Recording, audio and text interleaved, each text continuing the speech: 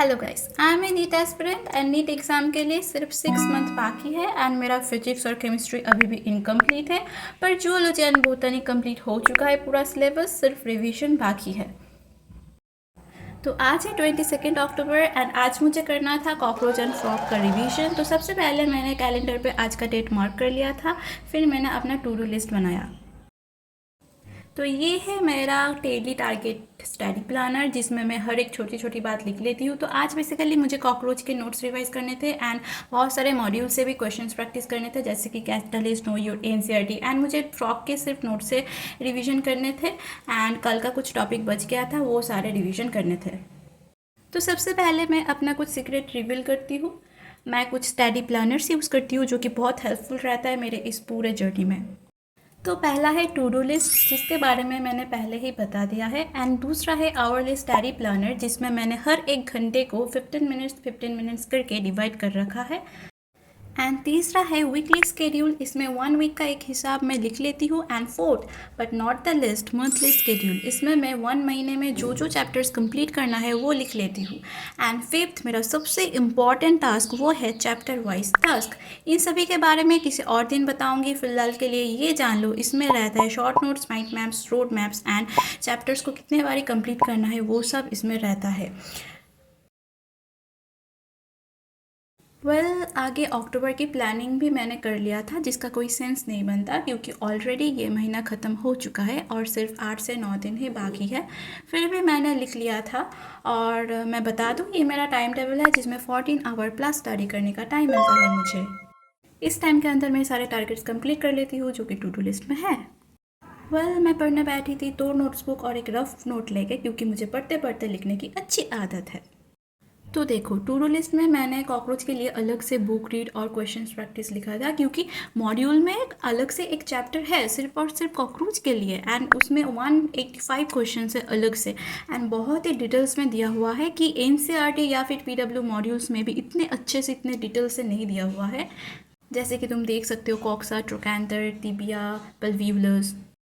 और ना मेरे पास दोनों नोट्स रहता है जूलॉजी एंड बॉटनी के लिए, जिसमें एक नोट में मेरा खुद का नोट होता है, जिसमें मैं बहुत सारे किताब एंड क्लास नोट्स को कंबाइन करके बहुत डिटेल्स में मैं एक चैप्टर को कंप्लीट करके लिखती हूँ, एंड दूसरा है क्लास का नोट। तो मैं ये कर लिया था कि मैंने कॉकरोच का जो डिटेल्स मुझे खुद से लिखना था रात भर जाग के हाईलाइटर्स यूज़ करके, वो मैंने क्लास नोट्स में लिख दिया था, एंड जो क्लास नोट्स के पार्ट थे वो मैंने अपने खुद के नोट्स में लिख दिया था। तो मुझे इसलिए दोनों किताब लेके बैठना पड़ा। तो मैंने पढ़ने बैठ गई थी, पर इन दोनों के बिना पढ़ाई कैसे शुरू कर सकती थी। तो मुझे करना था कॉकरोच, पर मैं पढ़ने बैठ गई विपिन सर से अर्थवर्म। ओके, सिर्फ आप समझ लो यहाँ पर एक आपको विपिन सर से एनसीईआरटी रीड करने के बाद मैंने सी पाहुजा मैम से भी पढ़ा, क्योंकि मुझे बहुत सारे डाउट आ रहे थे। हाँ जी, अर्थ यानी कि धरती में पाया जाने वाला कीड़ा। 7-12 को स्टार्ट किया था एंड 10 बजे तक मेरा लिखना पढ़ना सब कंप्लीट हो चुका था। वेट, मुझे पता है तुम सब लोग कहोगे कि अर्थवर्म तो नीट के सिलेबस में नहीं था, तो फिर तुमने क्यों किया। अरे भाई, मुझे पता है नहीं था, पर मैं क्या करूं, मेरे अंदर से एक चुल मच रही थी कि मुझे तो ये वाला टॉपिक करना ही है, मुझे जानना है अर्थवर्म कैसे रहता है, कैसे खाता है, तो मैंने कर लिया बस। तो बेसिकली मेरे पास 3 टीचर्स है जूलॉजी के लिए। मैं क्लासेस सिर्फ गुरु माँ से ही लगाती हूँ एंड विपिन सर से सिर्फ एनसीईआरटी रीड करती हूँ यूट्यूब से, एंड सी पाहुजा मैम से मैंने क्लास 11th में सब कर रखा था तो रिवाइज कर लेती हूँ। तो ब्रेकफास्ट करके 11 बजे को फ्रॉग लेके मैं बैठ गई थी। मैंने पहले गुरु माँ से पढ़ा, उसके बाद कुछ डाउट्स रह गए थे इसलिए सी पाहुजा मैम से भी करा। मैंने बहुत अच्छे से पढ़ा और बहुत सारे शॉर्ट नोट्स भी बनाए। अब सर्कुलेटरी पार्ट ने मैम ने एक टॉपिक करवाई थी जो कि मैम ने लीनियरली करवाई थी एंड बहुत इजी से, बट मैं उसको मॉडिफाई करके मैं एक बहुत अच्छे एंड बहुत सुपर्ब एक मैंने सर्कल टाइप का बना दिया, जैसे लाइफ साइकिल्स नहीं होते वैसे बना दिया था। तो तो देखो, फ्रॉग के अंदर अदर बॉडी पार्ट से ब्लड, डीऑक्सीनेटेड ब्लड आता है साइनस वेनोसस में, फिर राइट एट्रियम, फिर वेंट्रिकल। और दूसरी तरफ बकल कैविटी, लंग, स्किन से ऑक्सीजनेटेड ब्लड आता है लेफ्ट एट्रियम, फिर वेंट्रिकल। तो वेंट्रिकल में मिक्स हो गया ना ब्लड, तो ये ब्लड कोनस आर्टरियोसस में जाता है, फिर कोनस आर्टरियोसस में जाके दोनों तरफ डिवाइड हो जाता है फिर से अदर बॉडी पार्ट्स और बकल कैविटी। तो मुझे पता है ये बहुत गंदा बना है, पर इसको मैंने मेन नोट्स पे ऐड करना है तो अच्छा बनेगा उसके बाद। पर देखो कितना सुपर्ब नोट है, पूरा लाइफ साइकिल जैसे बनाते हैं वैसे पूरा एकदम दिमाग का तार खुल जाएगा। मैंने डेली शॉर्ट नोट्स बनाया था जिसको मैं मेडिसिन मेथड की तरह यूज़ करने वाली हूँ बाद में। मेडिसिन मेथड क्या है किसी और दिन बताऊँगी। तो पहले था रेस्पिरेटरी सिस्टम, देन था जो कि reproductive system, male and female both, then control and coordination, then circulatory system, then excretory system, then digestive system. तो मेरा फ्रॉग एंड अर्थवर्म हो चुका था। उसके बाद मैंने 2 घंटे का टाइमर लगा के कॉकरोच पढ़ने के लिए बैठ गई थी। उसके बाद मुझे करना था रूम को थोड़ा अरेंज। तो मुझे बेसिकली इतना सारे किताब रखने के लिए एक अलमीरा चाहिए था और एक प्रॉपर जगह चाहिए था स्टडी टेबल के लिए, जिसमें मुझे दोनों तरफ स्टडी टेबल के वॉल चाहिए था। तो मैंने स्टडी टेबल और ड्रेसिंग टेबल की पोजीशन को एक्सचेंज कर लिया था और तब तक मम्मा ने भी अलमीरा लाकर दे दी किताब रखने के लिए।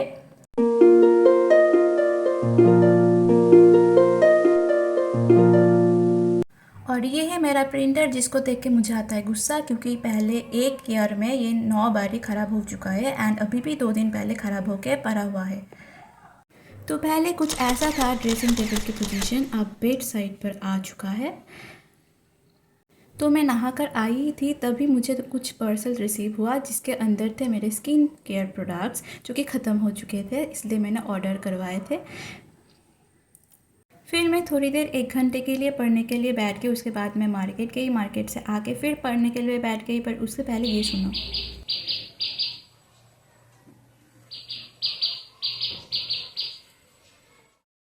तो इतनी अच्छी एनवायरनमेंट में पढ़ने का मज़ा ही कुछ अलग है दोस्तों। तो मैं कुछ खाना ये सब लेके बैठ गई थी पढ़ने के लिए एंड मैंने कंटिन्यूअस 4 घंटे पढ़ा। आप बिलीव नहीं करोगे, मेरा कंसंट्रेशन 100% था एंड मैंने कंटिन्यूअस 4 घंटे तक मैंने पढ़ लिया। तो देखो मैं हर एक चैप्टर इतना डिटेल्स में क्यों करती हूँ और इतना टाइम लेके क्यों करती हूँ, क्योंकि बायोलॉजी एक ऐसा चैप्टर है कि मैं जितना भी पढ़ लूँ फिर भी एग्ज़ाम जब देने जाती हूँ तो मैक्सिमम 4 क्वेश्चंस मेरे से गलत हो जाता है। तो वो गलत 4 क्वेश्चंस गलत होना मतलब कि 20 मार्क्स माइनस होना, तो वो मुझे नहीं चाहिए, मुझे फुल मार्क्स चाहिए। तो 360 में 360 चाहिए, इसलिए मैं इतना डिटेल्स में पढ़ती हूँ ताकि कोई भी सिली मिस्टेक करके ना हो एग्ज़ाम हॉल में। और मुझे एम्स में जाना है तो 360 में 360 तो लाना ही पड़ेगा, और बाकी फिजिक्स केमिस्ट्री तो है ही नंबर कटवाने के लिए। तो मेरा आज का जो डेली टारगेट था सब कंप्लीट हो चुका था, कुछ क्वेश्चंस प्रैक्टिस बाकी थे। तो शाम को मेरे दीदी ने मेरे लिए लाए टेस्टी मोमोज एंड मोमोज खाने के बाद मेरा बचा हुआ टास्क मैंने कंप्लीट कर लिया एंड करते करते रात हो गई और मुझे डर लग रहा था, इसलिए मैं घर के अंदर बेड के ऊपर बैठ गई पढ़ने के लिए एंड मैं एक्सक्रीटरी सिस्टम पढ़ रहा था क्योंकि मेरा आज का डेली टास्क कंप्लीट हो चुका था। अब मैं तुमको मिलाती हूँ मेरे 2 स्टूडेंट्स हैं, ये है गोलू और दूसरे का नाम है ब्लैकी। और ये क्या है? ये है मेरे पाव। मैं इन दोनों को स्टूडेंट इसलिए कह रही हूँ क्योंकि मैं इन दोनों को पढ़ाती हूँ। हाँ बिल्कुल सही सुना, मैं पढ़ाती हूँ इन द पर्पस ऑफ जब मैं क्लास अटेंड कर लेती हूँ उसके बाद एक बार चटपट रिवीजन कर लेती हूँ, उसके बाद मैं इन दोनों को स्टूडेंट समझकर खुद टीचर बन जाती हूँ। एंड बिलीव मी, इस टेक्निक से मुझे कोई कॉन्सेप्ट या फिर चैप्टर 3 से 4 महीने तक याद रहता है अच्छे तरीके से एंड बहुत छोटा छोटा टॉपिक भी डिटेल्स में कवर हो जाता है। आप खुद को टीचर समझ के पढ़ा रहे हो तो आप कुछ भी नहीं, मतलब एक छोटा सा टॉपिक भी नहीं छूटता एंड बिलीव मी ये बहुत हेल्पफुल है मेरे लिए। हाँ कुछ पागलों जैसा है बट आई लाइक इट। तो एक्सक्रीटरी सिस्टम पढ़ते पढ़ते मैं वहाँ पर ही सो गई थी एंड अगर आपको मेरा ये वीडियो अच्छा लगा, ये एडिट अच्छा लगा तो ज़रूर लाइक करना एंड सब्सक्राइब भी कर लेना। तो ऐसा कहना तो नहीं चाहिए था पर मतलब कि लाइक एंड सब्सक्राइब के बारे में बताना तो ज़रूरी नहीं था, पर वीडियो के एंड में सब लोग बता देते हैं, इसलिए मैंने भी बता दिया। एंड आगे से डेली अपडेट देती रहूँगी। एंड मैं 1 नवंबर से एक चैलेंज भी स्टार्ट करने वाली हूँ, तो अगर आप जुड़ना चाहते हैं तो प्लीज़ ऐड हो जाना मेरे साथ। So okay, bye